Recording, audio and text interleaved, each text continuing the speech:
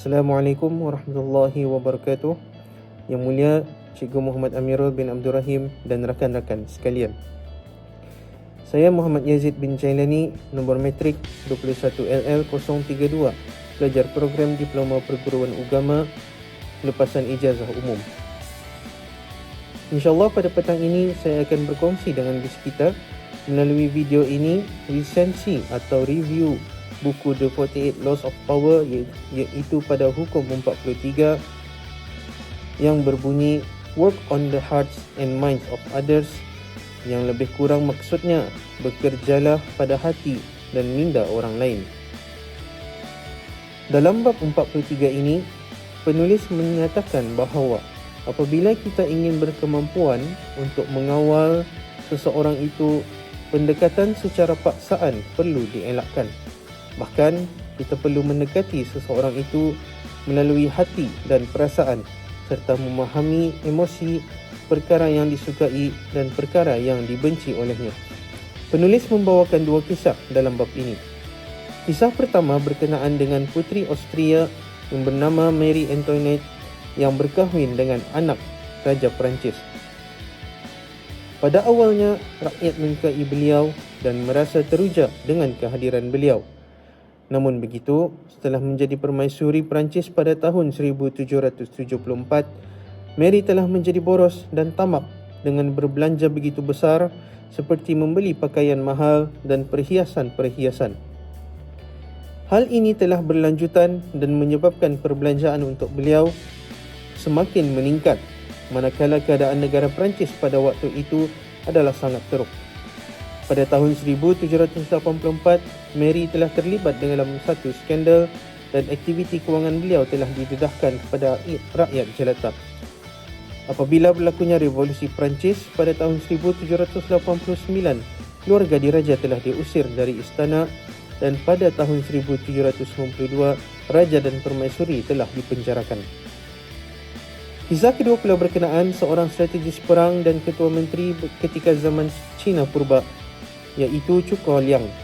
Pada waktu tersebut, kerajaan beliau perlu menghadapi ancaman dari kerajaan Wei di utara dan kerajaan Shu di selatan. Di antara kedua kerajaan tersebut, Liang perlu menyelesaikan permasalahan dengan kerajaan Shu di selatan terlebih dahulu.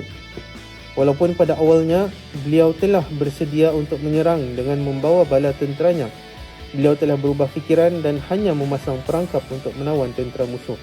Kemudian, beliau telah memisahkan raja dan tentera yang ditawan dan tanpa disangka beliau telah membebaskan tentera tawanan dan dibenarkan kembali ke pangkuan keluarga masing-masing. Dengan cara ini, Liang telah memenangi hati mereka dan mereka telah berpihak kepada Liang. Pengajaran yang kita boleh dapat ialah, dalam kita menghadapi situasi tertentu, kita akan berdepan dengan dua pilihan, iaitu sama ada menggunakan pendekatan kekerasan atau pendekatan kebijaksanaan.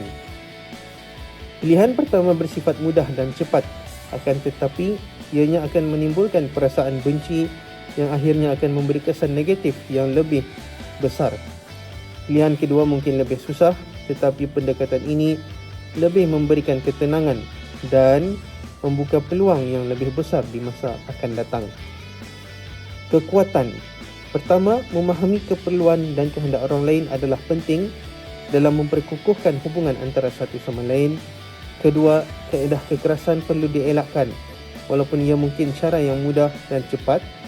Dalam jangka masa panjang, kaedah ini akan menimbulkan pelbagai perkara yang negatif. Dan ketiga, kisah sejarah yang dibawakan adalah relevan dengan keadaan semasa. Kelemahan pula, pertama, tanpa kefahaman yang tepat, hukum yang dibincangkan seolah-olah menghalalkan suatu perbuatan walaupun dengan niat yang salah. Bab kata pepatah, ada udang di sebalik mi. Dan kedua, terdapat kemungkinan seorang itu akan mempergunakan orang lain bagi mencapai tujuan yang salah. Dengan kata lain, mengambing hitamkan orang lain semata-mata ingin mencapai sesuatu yang diingini. Akhir sekali, buku ini perlu dibaca dan difahami secara keseluruhan agar kefahaman yang didapati bersifat menyeluruh. Begitu juga sebagai seorang Muslim, kita perlu menyeimbangkan hasil dapatan kita dari buku ini dengan ilmu-ilmu dan nilai agama kita. Sekian dari saya.